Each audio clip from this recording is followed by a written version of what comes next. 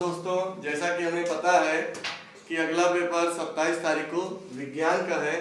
विज्ञान में चैप्टर 9 पाठ 9 प्रकाश और उसके यंत्र के बारे में है। तो इसमें इंपॉर्टेंट क्वेश्चन पहला जो होगा फोकस दूरी तथा वक्रता त्रिज्या में संबंध। इसमें 3 पॉइंट है जिसके आधार पर क्वेश्चन बन सकता है। किसी न किसी पेपर में ये फार्मूला देखने को मिलेगा। एक पेपर में ये फार्मूला मिलेगा या ये फार्मूला देखने को मिल सकता है, या तो इसके आधार पे क्वेश्चन हो सकता है। 1 नंबर का ये क्वेश्चन है, फोकस दूरी तथा वक्रता त्रिज्या में संबंध बताइए। स्टेटमेंट लिखने के लिए हो सकता है, फार्मूला के रूप में हो सकता है, या एक क्वेश्चन दे सकता है कि 20 सेंटीमीटर की फोकस दूरी है, वक्रता त्रिज्या बताइए, या 20 सेंटीमीटर का वक्रता त्रिज्या है, फोकस दूरी बताइए। तो उसको आप कर सकते हैं। तो अगर 20 सेंटीमीटर की वक्रता त्रिज्या है, r बराबर 20 सेंटीमीटर दिया हुआ है मान लो क्वेश्चन, तो इसका हम आप करते हैं f बराबर 20/2, 2 से काट दो, 10 सेंटीमीटर इसका आएगा। यहाँ पे इस क्वेश्चन में प्लस या माइनस का कोई मैटर नहीं होता है, चाहे समतल दर्पण हो, चाहे अवतल दर्पण हो, चाहे उत्तल दर्पण हो। ये वेरी इंपॉर्टेंट क्वेश्चन है। इसमें से एक क्वेश्चन पेपर में देखने को मिल सकता है। आगे हम बात करेंगे तो प्रकाश का परावर्तन अपवर्तन, इसके बारे में बात करेंगे। तो प्रकाश का परावर्तन जो है उसमें एक पॉइंट है परावर्तन के नियम।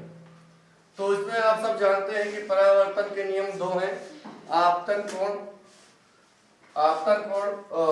आपतित किरण, परावर्तित किरण तथा अपवर्तित आपतन बिंदु पर अभिलंब। तीनों एक ही तल में होते हैं, तीनों एक ही तल में होते हैं। पॉइंट ढूंढना है, आपतन कोण और परावर्तन कोण आपस में बराबर होते हैं। ये परावर्तन के नियम को ही देखना है। एमसीक्यू में संभावना है क्वेश्चन बन सकता है। और मेजर पॉइंट दूसरा नंबर आप नोट कर लीजिए, अवतल दर्पण के उपयोग बहुत इंपॉर्टेंट है। अवतल दर्पण के उपयोग ये आप पढ़ लीजिए, जैसे आंख, नाक, कान डॉक्टर करते हैं, तो सोलर फर्नेस में बनता है, हेडलाइट वगैरह में भी इसका प्रयोग किया जाता है। तो अवतल दर्पण के उपयोग आप पढ़ लेंगे एमसीक्यू में, यानी बहुविकल्पी में, और 1 नंबर के क्वेश्चन में आता है, कह सकते हो 2 नंबर में भी आ सकता है। दूसरा नंबर इसी में है उत्तल दर्पण। उत्तल दर्पण आपके लिए है कि उत्तल दर्पण का उपयोग, इसी के आधार पे क्वेश्चन बनता है। इसकी संभावना लगभग 40% आने की है, 40%। उत्तल दर्पण का हम प्रयोग पश्च वाहनों में पश्च दृश्य देखने के लिए क्यों करते हैं, यानी वाई वी यूज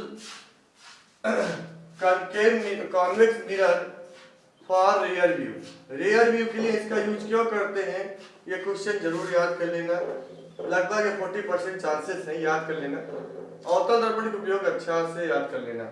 इसके बाद इसी से तीसरा पॉइंट बनता है अवतल दर्पण पर बनने वाले किरण आरेख, यानी प्रतिबिंब के किरण आरेख पढ़ना है, जिसमें तुम्हें पहला बताया है अनंत पे, अनंत वाला कब पूछा जाता है। दूसरा पॉइंट जो है वो तुम्हें ध्यान देने लायक है कि फोकस दूरी और वक्रता केंद्र के थोड़ा पहले, अनंत से बाद में और फोकस दूरी से थोड़ा पहले।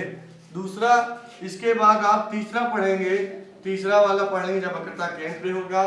चौथा नंबर आप पढ़ेंगे वक्रता केंद्र तथा फोकस दूरी के बीच में होगा।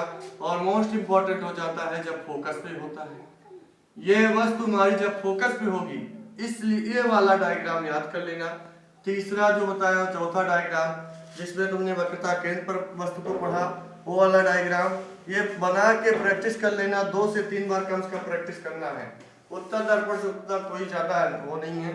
इसके बाद आप सब थोड़ा याद कर लेना ध्रुव किसे कहते हैं, क्योंकि अगर बेसिक का क्वेश्चन बन जाएगा तो बन जाएगा।